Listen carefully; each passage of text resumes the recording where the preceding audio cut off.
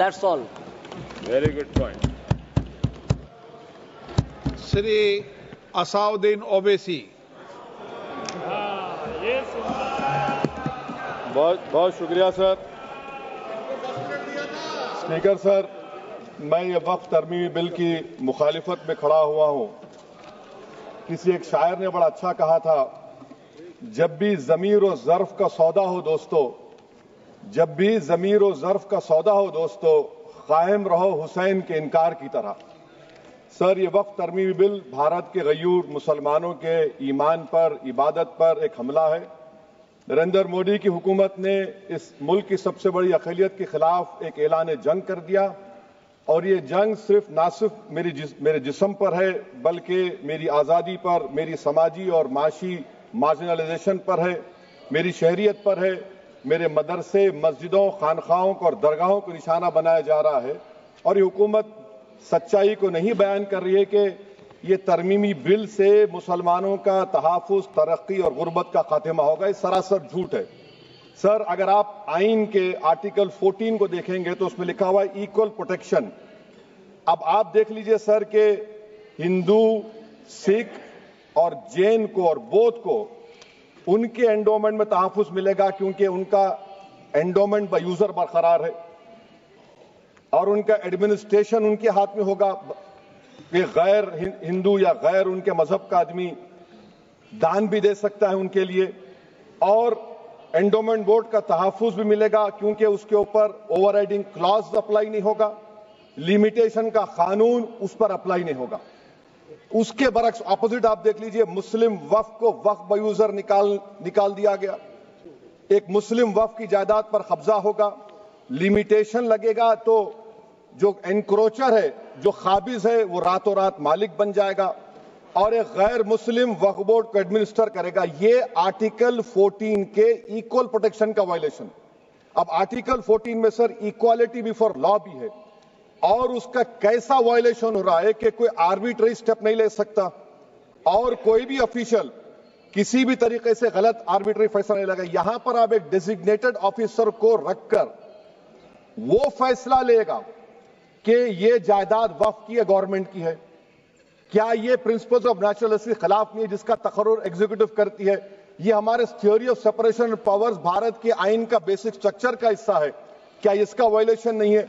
Sir, article 25 का violation कैसे है कि आप मुसलमानों से वक्फ बाय यूजर छीन रहे हैं और फिर आप कर्ब कर रहे हैं वक्फ वाल औलाद को, मगर वहीं पर दूसरे धर्म के मानने वालों को उनके मजहब पर चलने की पूरी इजाजत है। लफ्ज जो आर्टिकल 25 में इस्तेमाल हुआ सर, वो इक्वली एंटाइटल्ड, यहां पर मुसलमानों के इक्वल एंटाइटल्ड नहीं हो रहा। अभी हम गृह मंत्री का, वजीर दाखिला का यहां पर उनका हमने तकरीर सुनी, यहां पर वो ये कहते हैं, वजीर दाखिला, शायद वो कटमुल्ला की जबान ना कह दें, वजीर दाखिला कहने पर वजीर दाखिला ने अपने बयान में कहा कि बोर्ड और काउंसिल जो होगा वो माने वक्फ इस्लाम से अलग है। सर, अगर ये बात सच है आपकी, तो फिर आपको यह कानून बनाने की जरूरत ही नहीं है। आप एक नॉन स्टैट्यूटरी बॉडी बना दीजिए। ये जो कानून बन रहा है ना सर, ये आर्टिकल 26 इसका सोर्स है, और आर्टिकल 26 जब इसका सोर्स है तो आर्टिकल 26 का ABCD क्या कहता है कि रिलीजियस डिनोमिनेशन को अपने मजहब के अफेयर्स खुद चलाना, मूवेबल इमूवेबल प्रॉपर्टी को लेना और एडमिनिस्टर करना। जब हिंदू धर्म को, बौद्ध धर्म को, सिखों को यह राइट दिया गया है, तो आप कैसे मुसलमानों से छीन रहे हैं? तो यह आर्टिकल 26 का ग्रेव वायलेशन है। तो सर, अब वक्फ बाय यूजर का मामला देखिए, मिनिस्टर साहब ने कहा कि एंक्रोचमेंट हो रहा है, 17,000 एंक्रोचमेंट हुए हैं। तो यही नरेंद्र मोदी की हुकूमत ने 2014 में उस वक्त के मंत्री ने एक Waqf properties eviction of unauthorised occupants bill को इंट्रोड्यूस किया। आपने विड्रॉ कर लिया 2024 में उसको। क्यों विड्रॉ किया सर आपने? जब आप मान रहे थे कि एंक्रोचमेंट हो रहा है तो आपने बिल को विड्रॉ कर लिया। अच्छा सर, अब वक्फ बाय यूजर को आपने निकाल दिया, माने कंडीशन क्या लगाए कि अगर उसमें डिस्प्यूट होगा और गवर्नमेंट प्रॉपर्टी होगी। सर, डिस्प्यूट तो है। मिसाल के तौर पर मोहिबुल्लाह साहब जिस मस्जिद के इमाम हैं, पार्लियामेंट के सामने मस्जिद है सर, 123 प्रॉपर्टीज में मस्जिद है, डिस्प्यूट चल रहा है।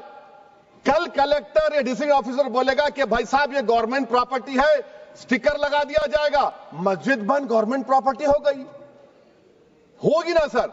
अब ये बताइए, आप जब से यहां पर पूरे बीजेपी रूलिंग पार्टी हमको ज्ञान दे रहे हैं कुछ नहीं होगा, कुछ नहीं होगा, मैं दलील के साथ बता रहा हूं आपको। ये मस्जिद दिल्ली गवर्नमेंट बोलती हमारी है, वक्फ दिल्ली वक्फ बोलता हमारी है, तो सर वक्फ बाय यूजर, अगर मैं अपनी गवर्नमेंट के खिलाफ वक्फ बोर्ड वक्फ बाय यूजर इस्तेमाल नहीं करेगा तो क्या है सर। अच्छा, ये अमेंडमेंट जब हो जाएगा तो मुझे कहने दीजिए सर, सिर्फ प्राचीन मंदिरों की हिफाजत होगी, मस्जिदों की नहीं होगी।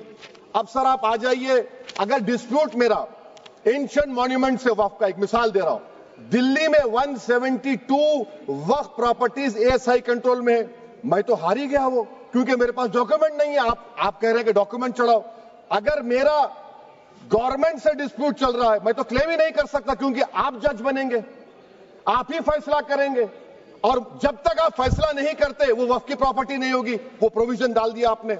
अच्छा, अगर मेरा डिस्प्यूट एनक्रोचर से होगा सर, तो एनक्रोचर में तो आपने तो 107 को डिलीट कर दिया, आप रातों रात खाबिज को, एनक्रोचर को मालिक बना रहे हैं। सर मैं ये पूछना चाहता हूं आपके जरिए हुकूमत से, एक मुंबई में एक बहुत बड़े दौलतमंद है, खोजा बरादरी का यतीम खाना था, उन्होंने 2004 या 5 में 22 करोड़ में खरीद लिया। वो केस सुप्रीम कोर्ट में, क्या आप उनको मालिक बनाना चाहती है लिमिटेशन एक्ट अप्लाई करके? हमको बताइए, हम जानना चाह रहे हैं। और सच्चर कमेटी ने सर 2007 में कहा कि दिल्ली के 123 प्रॉपर्टीज की मार्केट वैल्यू 6000 करोड़ की। आज हम 2025 में आ गए, क्यों आप उन प्रॉपर्टीज के खिलाफ पड़े हुए? 1976 में उस वक्त के वजीर आजम इंदिरा गांधी लेटर लिखा, इसको आप दे दीजिए, मगर आप उसको मानने को तैयार नहीं है। तो सर और एक जो झूठ फैलाया जा रहा है, management empowerment efficient development, sir this bill takes any management from the hands of Muslims, disempowers the waqf in comparison to any other stakeholder, takes away the efficiency of administration and hampers development. Waqf disempowerment in the name of efficiency, inefficiency is being created. The progress of development from pre-independence till today is sought to be destroyed. Sir अभी हमारे home minister साहब ने फजल पुकाया case का जिक्र किया। Sir मैं आपसे गुजारिश करूंगा कि होम मिनिस्टर जरा अच्छे लोगों को रखकर इंफॉर्मेशन ले, फजल पुकाया का ऑबिटर क्या है? इट इज ऑबिटर, वो रेशियो डिसेंडेंटाई नहीं है जो आपने कहा है।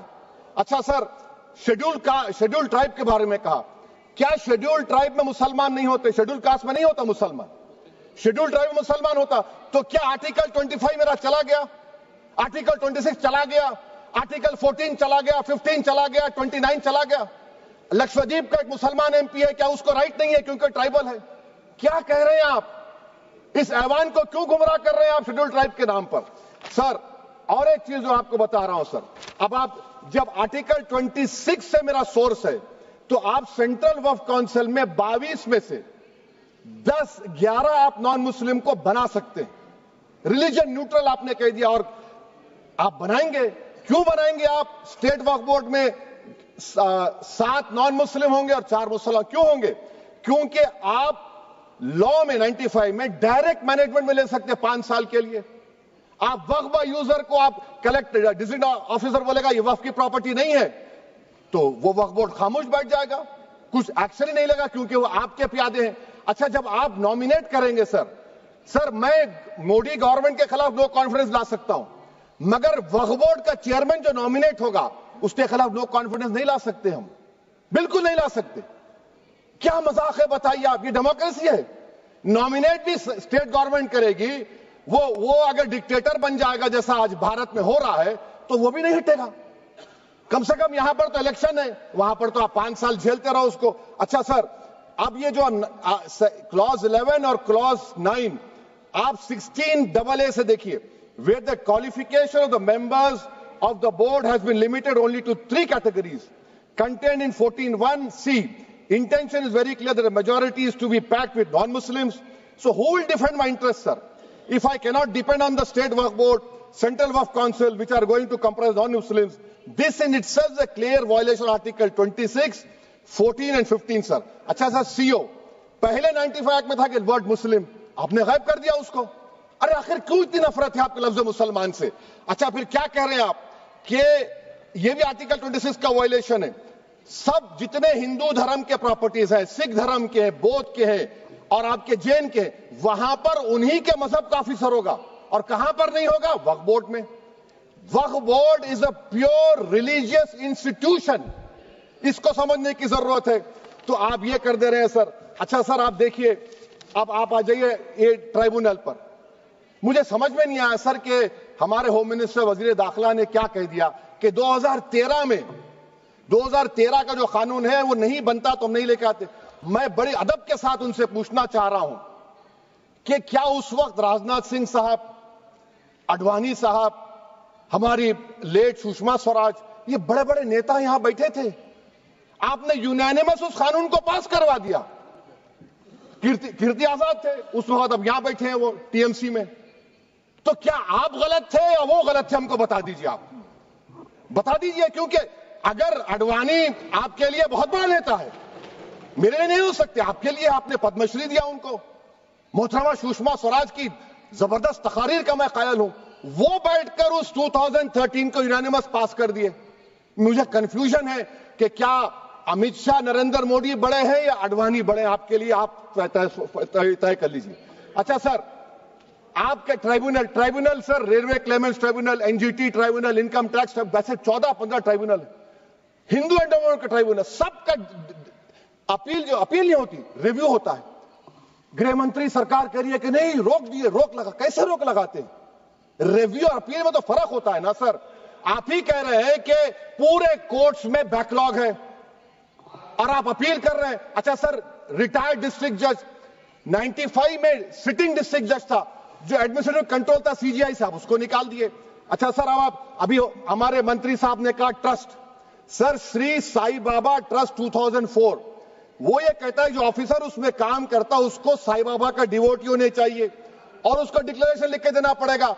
यहां पर हो रहा तो यहां पर क्यों नहीं हो रहा? अच्छा सर, आप फिर देख लीजिए, ये आपका हो गया सर। हाँ, अब अमित शाह साहब ने सेक्शन 2A के बारे में कहा और उन्होंने इस बात का इकरार कर लिया कि दाऊदी बोहरा के लिए यह बनाया गया है। मगर मैं आपके जरिए से गवर्नमेंट से पूछना चाह रहा हूं, आपने तो उस प्रोवाइजो में दाऊदी बोहरा का नाम ही नहीं लिखा। आपने उनको भी थैंक यू कर दिया, उनका नाम क्यों नहीं लिखा आपने?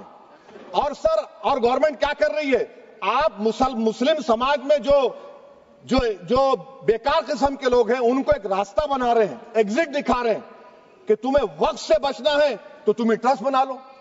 ये क्या कर रहे हैं सर आप? कम से कम उन दाऊदी बोहरा को आप दे देते। अच्छा sir, clause 3V section 36 clause 18 देख लीजिए। Oral Waqf, oral appointment has sought to be discontinued even though it is recognized practice in Islam.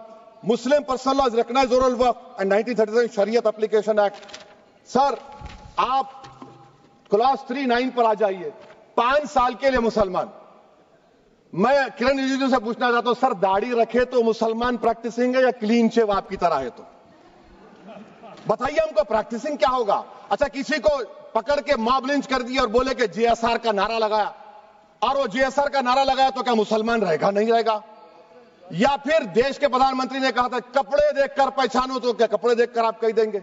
अच्छा, अगर कोई क्रिश्चियन हिंदू धर्म कबूल करता है तो क्या वो मंदिर को दे सकता प्रॉपर्टी? फिर भारत के संविधान में आर्टिकल 300 क्यों है सर?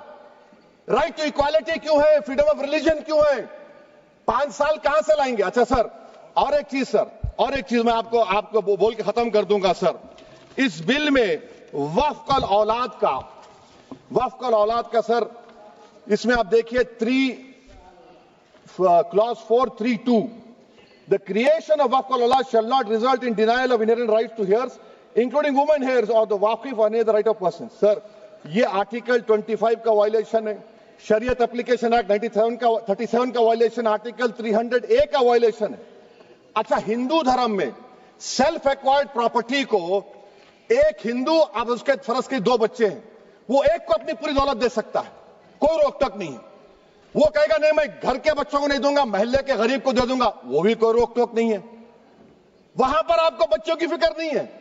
जब मैं अपनी प्रॉपर्टी को अल्लाह को मालिक बनाकर दे रहा हूं, आप कह रहे बच्चियों की फिक्र नहीं है। इतनी मोहब्बत आप बिल्किस बानो से दिखा देते तो आपके लिए दुआएं देती आपके लिए।